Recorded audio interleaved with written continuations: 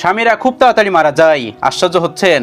সত্যি স্বামীরা খুব তাড়াতাড়ি মারা যায় এবং তাদের হায়াত কমে যায়।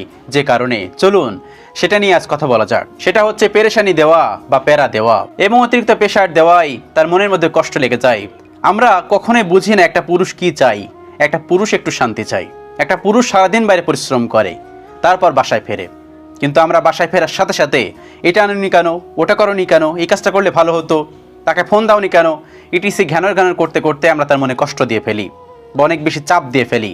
একটা মানুষ পরিশ্রম করতেছে বা কাজ করতেছে তার কর্মক্ষেত্রে, আপনি হঠাৎ করে ফোন করে বললেন এই কাজটা এখনই করতে হবে, মার মানে তাকে পেইন দিচ্ছেন, তাকে পেরেশানিতে দিচ্ছেন। সেই মানুষের কাছে টাকা নেই, হঠাৎ করে আপনি টাকা চেয়ে বসেছেন, অনেক টাকা আপনার লাগবে, সেই মানুষটা কোথা থেকে টাকা ম্যানেজ করবে?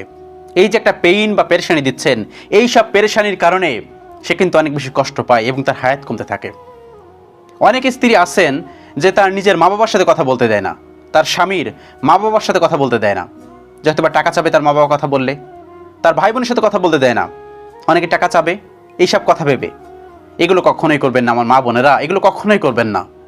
আপনার স্বামী একটু খুশি হতে পারে তার মায়ের সাথে কথা বলে, তার বাবার সাথে কথা বলে, কিন্তু আমরা সেটা কখনোই হতে দেই না। আমরা সবসময় তাদেরকে পেইনে রাখি, তাদেরকে প্রেশারে রাখি, অতিরিক্ত দুশ্চিন্তায় রাখি।